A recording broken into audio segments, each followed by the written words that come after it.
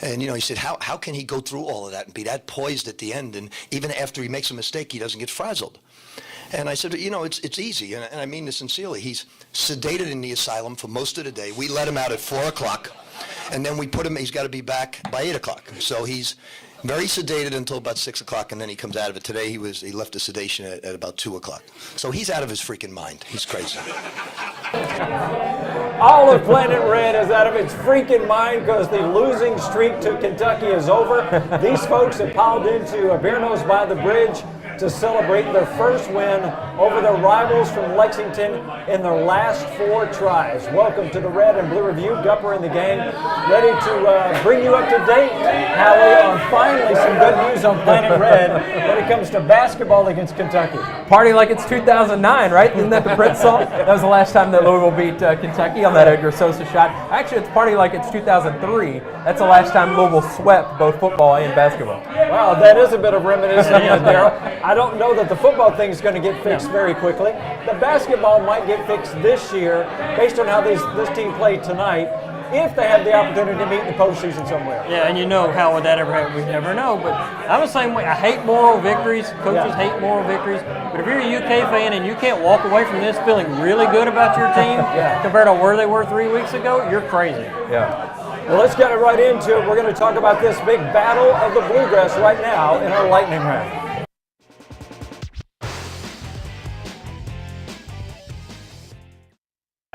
The lightning round on the Red and Blue Review is brought to you by the Kentucky Office of Highway Safety, reminding you, especially heading into New Year's Eve and New Year's Day, one text or call could wreck it all. Well, Rick Pitino says this is the first time in the last 4 games against Kentucky that he's felt like that Louisville had the talent to match up with all those precocious freshmen that Cal keeps bringing in. The game, I thought this was the first year that we had as much talent as them. And quite frankly, I thought we had more talent than them because our talent is more experienced. They're going to be a great team come February. But we're also very young in certain areas. Gorky's hardly played.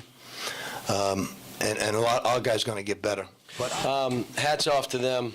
What a good team they are. Woo.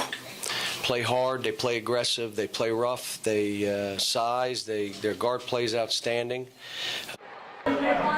Yeah, Louisville fans don't want to hear this because they're paying their coach $4 million a year. But they haven't had as much talent as Kentucky. But here's the thing, nobody has.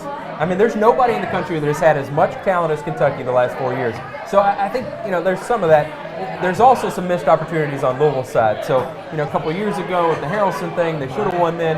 Shoulda, coulda, woulda. They won tonight. Finally got that monkey off their back, and Peyton Siva looked pretty relieved in the locker room afterwards. And I think if Kentucky fans can admit without gagging that Louisville has more talent this year, Louisville should be in the Final Four this year.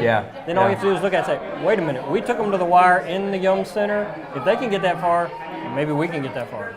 So what happened that made this trip to the Young Center different than the one 2 years ago? Was it because there was not a real key player that Kentucky had that Louisville had to stop? Because really that's how Kentucky won last time. They put so much focus on Terrence Jones that Harrelson became a hero. They didn't really have that ingredient tonight. Yeah, I think that was part of it. I think the other thing is Kentucky doesn't have any senior leadership. They don't have any junior leadership. They don't have any sophomore leaders. They've got one sophomore. I mean, you just go down the line. They just don't have as much veteran talent this year. And I think for Louisville, they've just got an overwhelming amount of players. And what do? I mean, if not for Ryan Harrell, this is a 40-point loss. Right. They had one player, and when he had to come out with foul trouble every now and then, things started getting shaky, things started falling apart. So they just didn't have enough players with enough savvy at this point to pull something off like they could have done today and win it. Now, double check me on Harrell's stats. I don't think he had a turnover, did he? No turnovers in 39 minutes. And that's crazy. Remarkable. If somebody would have told me that before the game, I would have said Kentucky won by 10.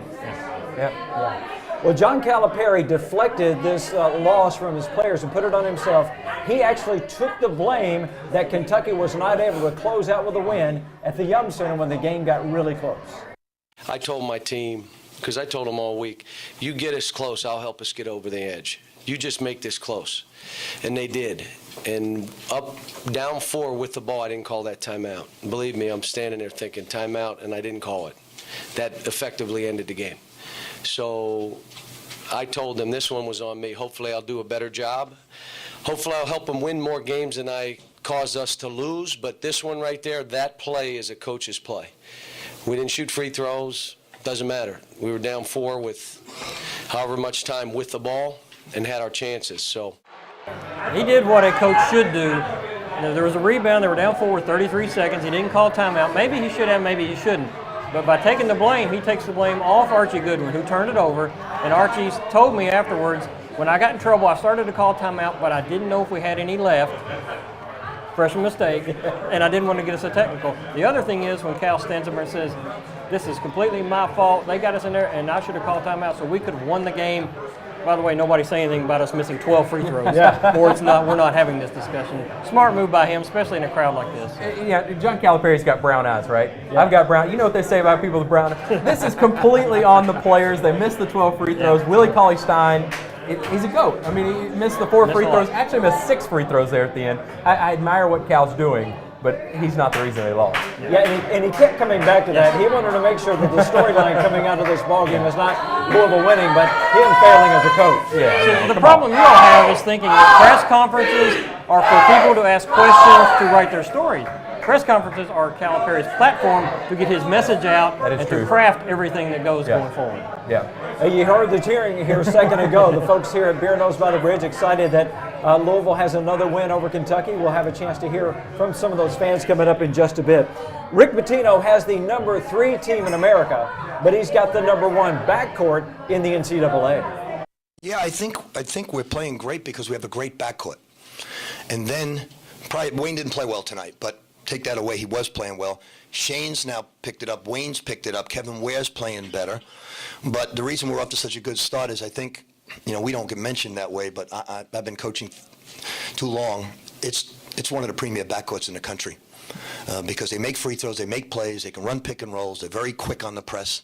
So you're not going to find a better backcourt than Peyton Steve and Russ Smith. Half of Louisville's points came from those guys. 21 points from one, 19 from the other. They scored 40 of Louisville's 80. And I tell you, Russ Smith was not necessarily vintage Russ tonight, but Peyton Steve was tremendous. Hitting those threes opened up the offense tremendously, and he's just so good. The only problem I have with these guys is they didn't turn Ryan Harrow over. I thought for sure they'd turn that kid over. Yeah, I did too, but give Harrell credit. From where Harrell was to where he is now is a remarkable improvement in that stretch. And hopefully most Cat fans out there are, I was going to say sane, but I don't know if I can go that far. Hopefully there are enough Kentucky fans out there who will appreciate that Peyton Steve is a really good kid. And for him to finally play a good game against UK to this level is good for him. The Red and Blue Review post-game show after the Battle of the Bluegrass that finally went to the Cards is coming to you from Beer Nose by the Bridge. We came here for the same reason you should come here. If you're coming to an event at the Yum Center, this place is literally right beside the Yum Center. You walk out of this restaurant door and you're on the front steps of the Yum Center. Great food, great fun. The place to come before, during, and after events at the Yum Center is Beer Nose by the Bridge. Well, our next topic in our battle for the Bluegrass is Cal had those 3 weeks of Camp Cal. He says he noticed a lot of improvement in his team, and so did Rick Pitino. Well, I just saw better passing, better defense, better execution. I think they're in better shape. Like I said earlier, it takes a certain skill to coach young guys. To me, one of the most fun I had, when I was at Kentucky was, spending all those years with those players. You're cramming all the time with young guys. They did. See, the thing that we weren't doing, we weren't fighting. There was no fight in the team. There was no sense of urgency. There was today. Now, the guys that didn't show a sense of urgency, they sat down. You're not playing. We left one time out. We were shooting a free throw. All right, here's what we're doing, press attack. The one guy just didn't do it. All right, you're out. That's mental discipline. And it was only a 7-8 point game. We lost the ball, they scored again and got it back to 10. So the last play where Nerlens just left the guy under that's what 18-year-olds do.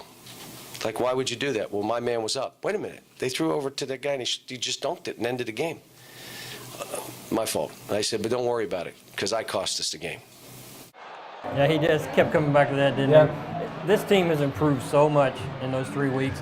And the first week into it, you're thinking, improvement wasn't there. Are they going to get there? And that's the number one complaint I heard about this team through all of Camp Cal. Yeah, there's talent there.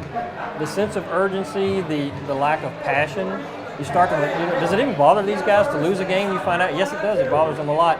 We've talked a lot on the show about how they look like an AAU team, a bunch of individual talent running around. And that's how they were playing these games in the minds of some of the fans. If you lose, we'll eat a hot dog. We got another game in 20 minutes. Who cares? We're on to the next one. That's, to me, number one coming out of Camp Cal. This team showed a lot of fire and a lot of desire, and they needed that. It reminds me of the Final Four game. I mean, Louisville came out of that being like, hey, we played pretty well. For Kentucky, they lost by 3 on the road, at their arch rival's place, missing 12 free throws. Can't be that upset.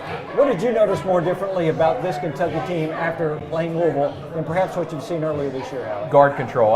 We keep talking about Harrell and how well he played. I think that's absolutely exactly what it is. They were a team without a guard earlier, and they found one. Yes, they did. Rick Pitino has 12 wins in this basketball season, but this one is his first over John Calipari in Kentucky. Same way. It's a real important game for the fans. For us, we want to beat Kentucky, but not as much as the fans do. Now, when I had Fellhouse and Pelfrey and Farmer, they wanted to beat. I mean, they got like Mr. Bill got very upset. Our guys have great respect for Kentucky. They want to beat them, but we got the Big East coming up, and we do want to win the game. But for us, it's not like that. I don't coach like that. We didn't prepare any different. We have great respect for them. There's no bitterness. We don't ever denigrate Kentucky. We don't ever say anything bad about Kentucky. And I personally would never do that. So we don't, the easiest thing in the world is to denigrate someone. I listen to, and it's only 5% of the Louisville fans or 5% of the Kentucky fans that do it. The rest of it, like I said yesterday, they're all married to each other. They live comfortably, so they have children together. Yeah, if you believe these coaches after the game or before the game, they're going to buy a vacation home together. Come on. No, that's come on, man. That's not the case. I mean, here's the thing. He can compliment Calipari all he wants to. I think it genuinely frustrates him every time he loses to Kentucky. But at some point you have to give Calipari his due. I mean, he just won the national title. You kind of have to. Well, I was glad that after the game, we didn't hear anybody go, well, it's not that big a deal. We've heard that after some Kentucky-Louisville football games, the how mummy thing. I want to make sure we don't revert back to that because it is a big deal. It is bragging rights. It's a win. For Kentucky, had they won, it would have been a win over a top 5 ranked team. It would have been an enormous win for them. And the reverse is also true. Had Louisville not won this game, it could have really torpedoed a good portion of their season. Yeah, it would have been huge if Louisville lost. For Kentucky, it'd be their biggest win of the season, RPI all the way through. Right. Rick tried that a little bit before the game. He was talking about that the last game was the only one that's ever really mattered. Come on. If you don't win the last game, this game is really important. Right. Well, we talked about Willie Cauley-Stein. The freshman made some really great strides. He did miss some very key free throws, but Cal says that was a performance Willie and the Wildcats can build on. He's never been in this environment. He was a football player. He was playing wide receiver. Now we got him out there, and he looked pretty good. He did some really good stuff. We got to work on his free throw. But if he blocks shots and does all the other things, we'll just tell him, try not to get fouled. I mean, you do all the other things, we'll be good. I went from being the only 7-foot wide receiver in high school football to not playing a whole lot lately in some of these UK games to actually starting against Louisville at the Yum Center and tying Nerlens Noel for a team-high 8 rebounds. Cal will take that every day of the week. Well, so far this year, we have not heard from Shane Bohannon. He has been banished from the media. You will hear from him next, but as we head that way, Daryl's going to tell us about the Cats Boss. I do appreciate it. Lots of coverage coming up in this issue about this game. Also coverage continuing on the new football hire, talking to Mark Stoops, talking to Neil Brown. Issue comes to your doorstep every week, 35 times per year. You can reach us at 800-641-3302. Hi, I'm Teresa Bachman. Merry Christmas from Bachman Subaru. Our sales, service, and parts departments are now open, and Bachman's new Subaru inventory is the best ever, with 96 Subarus available. With 0% financing available on Forester and Legacy models during the Subaru Share the Love event, plus Bachman's year-end Subaru specials. We also have a great selection of certified pre-owned Subarus. The Subaru Share the Love event, now at Bachman Subaru. Bachman makes a difference. Did you know that 2/3 of all truck-related crashes are actually caused by cars? Large trucks carry heavy loads and need more room to stop than cars. Merging without leaving enough space between you and a truck could cost you a ticket, or something much worse, your life. Law enforcement will be out on the road writing tickets to make sure both truck and car drivers stay safe. Before merging, be sure you can see both of the truck's headlights in your rearview mirror to ensure proper braking room. This message brought to you by the KSP Commercial Vehicle Enforcement Division. Join the club at Sam Swope Auto Group. When you service a vehicle at any Sam Swope dealership, you automatically become a Service VIP Rewards member. You get member pricing on parts and service, lost key return, and emergency roadside assistance. Plus, you can earn points that qualify you for discounts on your next vehicle purchase, up to $2,500. The best part is becoming a member is free. Become a member today at any Sam Swope dealership. Nobody walks away because everybody saves.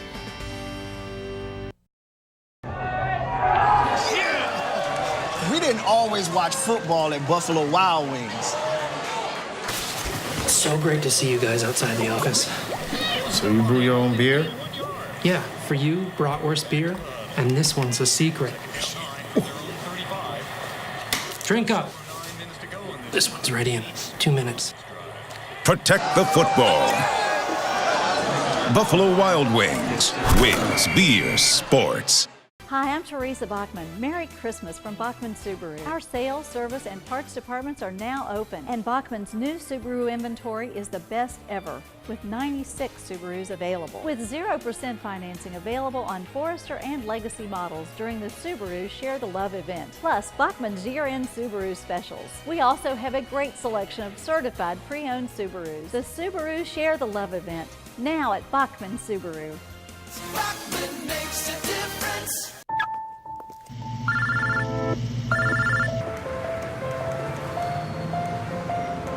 Yeah, I just picked her up. We should be there in 20 minutes. Who is it? Oh, it's him. Where is he? I know. Yeah, I know.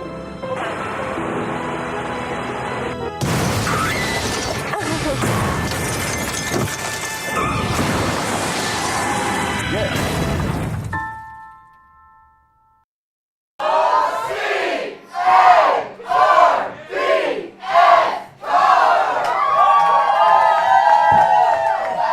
Welcome back to the Red and Blue Review, where these guys are celebrating their first win.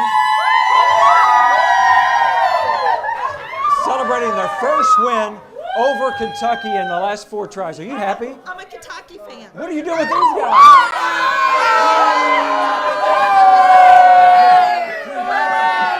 Hey, Steven. I love Rick Pitino, so I'm okay with that. We all do. Steven, you have a question for Daryl and Howard. I had a question. So we started out the first half on fire, looking great. And what happened to our cards in the second half? That's a question for the panel. All right. What happened to us in the second half? Howie, what happened in the second half? That is a great question, because I think some folks will say, well, they let their foot off the gas, and they did, I think, a little bit on defense. I don't think they were nearly as effective on defense as they were in the first half, but you got to think they only were up by, 8 in the first half? Yeah. It wasn't that big of a difference. I think the biggest thing was they didn't guard the 3 effectively, right? Yeah, the Rick Pitino went nuts. I'm sorry, when you're up 17 at home, the fans are saying 17, make it 35, make it 40. 50, yeah. Just keep pouring on, and what happened? They forgot Kyle Wilcher knows how to shoot 3-pointers. Yeah. Patino went nuts, but then by then it was too late. UK was coming back. Yep. All right, guys, one last time. Let's hear one last card cheer. All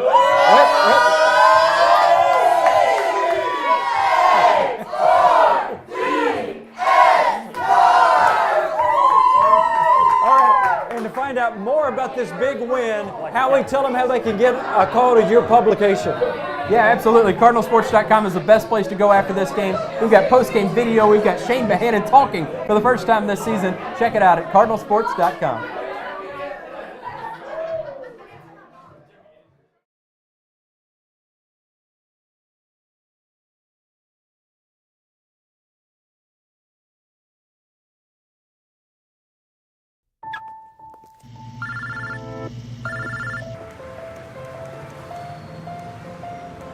Yeah, I just picked her up. We should be there in 20 minutes. Who is it? Oh, it's him. Where is he? I know. Yeah, I know.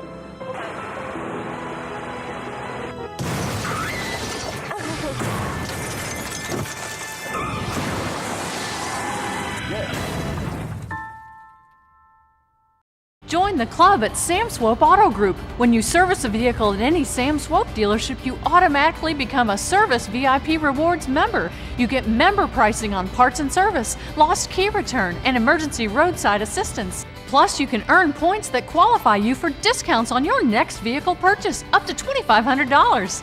The best part is becoming a member is free. Become a member today at any Sam Swope dealership. Nobody walks away because everybody saves.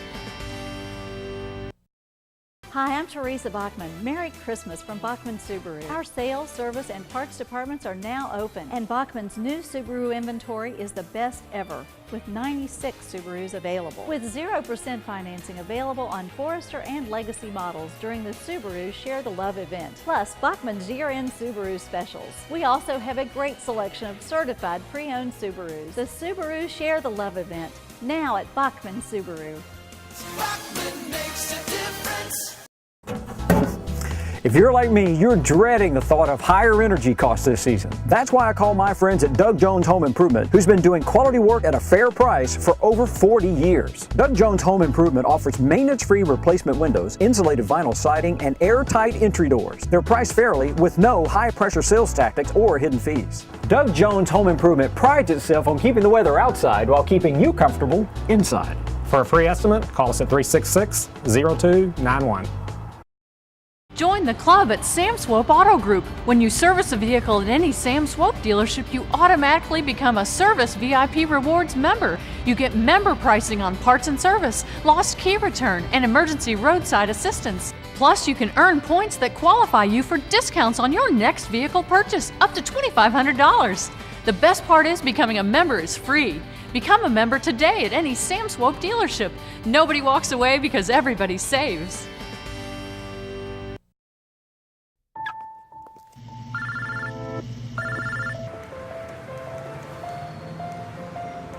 Yeah, I just picked her up. We should be there in 20 minutes. Who is it? Oh, it's him. Where is he? I know. Yeah, I know.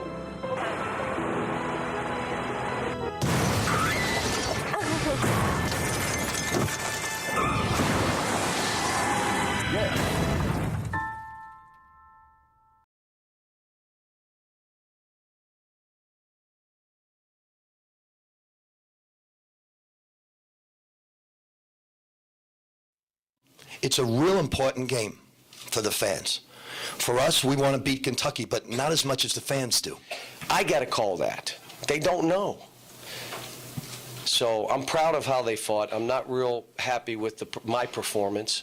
Welcome back to the Red and Blue Review. Gupper of the Game talking about the Battle of the Bluegrass that has gone now to the University of Louisville for the first time in the last 4 tries, 3 regular season, and then the game in New Orleans. And we're going to talk about a game in New Orleans coming up here in just a bit. But we finally got to hear from Shane Behanan, who had an absolutely monster game against his arch rivals from Kentucky. Energy, rebounding, and go score the bucket. On the rebounding point, I only had 7 or 8. I think I could have got more, but as long as I gave my all, that's all that matters to me. Yeah, I'm wiping my forehead because he's easily the best quote on the team. Peyton Sieve is always going to give you the rid answer, and Russ Smith's a little wild, but usually when you actually talk to him, he's got pretty standard. You never know what Shane's going to say. And even tonight, I mean, just that little clip where he's like, I should have had a lot more than 7 or 8 rebounds. He's so much fun to talk to. He made some mistakes during the summer. He kept making those mistakes in the summer, so he was not allowed to talk to the media. Now, most players, that'd be a punishment. Yeah. They'd say, or that wouldn't be a punishment because they'd be like, I don't have to do interviews. Shane loves it. They're his public, and he's cut off from them. And Kentucky hates losing that game, but it's good news. Shane Behanan played really well because that was one of the concerns going in. Behanan is physical, Montrezl Harrell is physical, Wayne Blackshear is physical, and UK's not.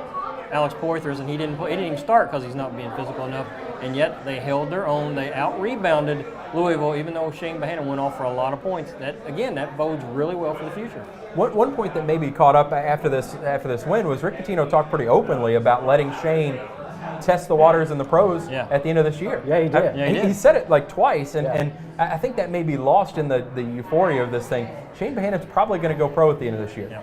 Well, Louisville won as the number 3 team in the nation in the Battle of the Bluegrass. They're hoping as they head to New Orleans that the number 3 team in the nation loses. That's the Florida football team taking on the Louisville Big East champion Cardinals. And Charlie Strong is quick to point out, this team's pretty good too. Well, what our players have to understand is that we've won 10 football games ourselves, and that we have us a good football team. And we know this, that we're going to respect that program because they're one game away from playing for a national playing in a national championship game.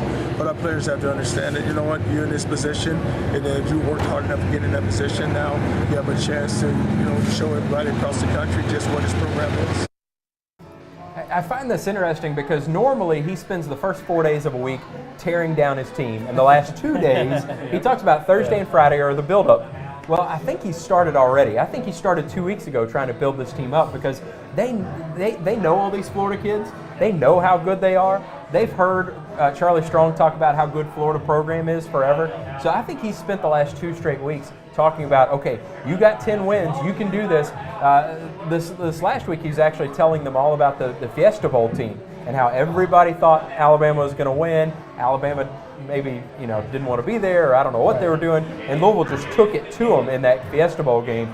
And so he's talked a lot about Fiesta Bowl game. He's talked a lot about the wins that they did have. I think he's really trying to lift their psyche enough that they can think, well, maybe we can go beat Florida. It's a really smart move on Charlie's part because, remember, Charlie spent 17 years at Florida. He knows when Florida thinks the Sugar Bowl is a big deal and when it's like, we didn't get the national title, we'll go play in New Orleans. He knows the difference. He senses that happens sometimes. If you can build your team up and you pounce on them, maybe you've got a shot. Well, our thanks to the folks here at Beer Nose by the Bridge for hosting our Battle of the Bluegrass television show. I would remind you that coming up for the Louisville football game against Florida, there's also a basketball game here at the Young Center the same night. Great time to do a doubleheader. You could drop down here, watch the football game at Beer Nose by the Bridge, have some great pizza with some friends, and then go right across the street for the Cards starting Big East play against Providence. Thanks. We'll catch you next time right here on the Red and Blue Review.